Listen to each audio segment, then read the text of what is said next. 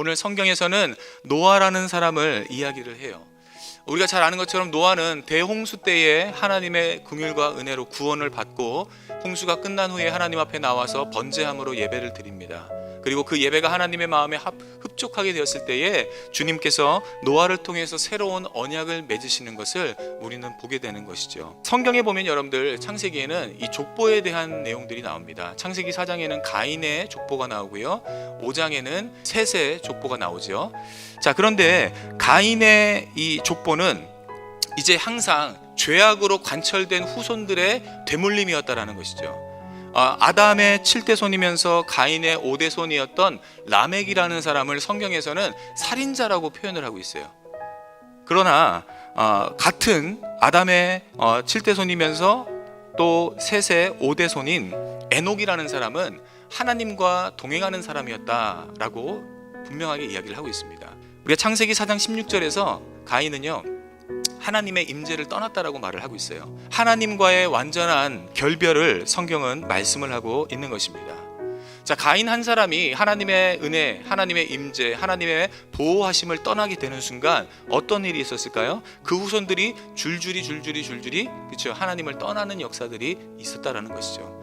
그 가인이 그곳에 성을 만들고 그 성 이름을 에녹성이다라고 명칭을 합니다. 그러니까 하나님이 없는 곳에서 그들이 문명을 이루고 또한 담을 쌓고 그 안에서 자급자족하면서 하나님 없이 우리는 이렇게 잘 살 수 있다라고 그들이 거기서 모여서 살았다라는 것이죠.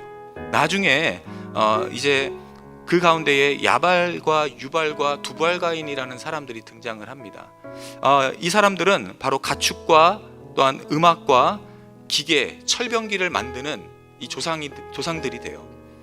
그래서 지금 우리가 누리고 있는 모든 이 문명의 이기나 이러한 발전들은 어떻게 보면은 가인의 후손들을 통해서 이 땅에 주어진 것이죠. 저는 그것이 악하다라고 말하는 것이 아닙니다. 무엇을 가지고 있든지 간에 우리가 그것을 어떠한 마음으로 사용하는가가 중요한 것이죠. 그런데 창세기 5장에 에녹의 집안이 나와요. 근데 에녹의 집안은 솔직히 그렇게 내세울 것은 없는 집안이에요. 주님께서 보여주시는 것들을 보면서 그들은 하나님께 듣고 하나님께 질문하며 하나님과 동행하는 이러한 영성을 가지고 그들은 살았다라는 것이죠. 창세기 4장의 가인의 후손과 5장에 나오는 셋의 후손의 차이점이 있어요. 뭔지 아십니까? 그것은 가인의 후손들의 연수는 기록되어 있지 않아요. 가인의 후손들이 몇 살에 누구를 낳고 몇 살에 죽었고 이게 표시되어 있지 않다라는 거예요. 그러나 셋의 후손들의 족보는요, 몇 세에 낳고 이게 있어요. 그렇다면 노아가 어떤 사람이냐? 창세기 6장 8절에 보면은 그러나 노아는 하나님께 은혜를 입었다라고 이야기를 합니다. 노아는요, 하나님 앞에 은혜를 입었습니다. 그런데 어떠한 은혜를 입었어요? 구원의 은혜를 입었다라는 거예요. 그가 하나님 앞에 이러한 은혜를 입기 위해서 그가 대가를 지불을 합니다. 어떤 대가를 지불합니까? 100여 년이라는 시간 동안 그는 노아의 방주를 만듭니다. 그 기간 동안에 얼마나 많은 사람들이 노아를 조롱하고 멸시하고 너희 아버지 미쳤다라고 이렇게 말을 하고 조롱했겠습니까?